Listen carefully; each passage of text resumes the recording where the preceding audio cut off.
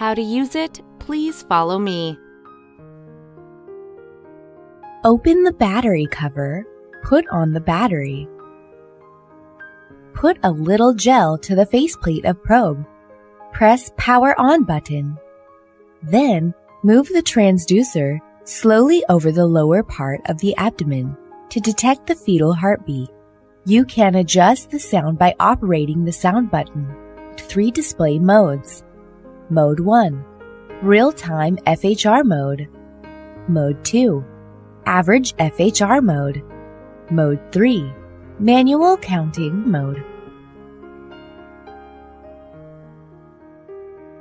Please note, the unit will automatically power off in 1 minute if without operation.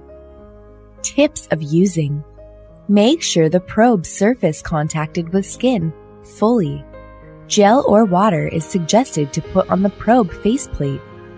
Please follow below diagram to find the best position of the fetal heart. Suggested time for pregnant mom to detecting fetus heartbeat.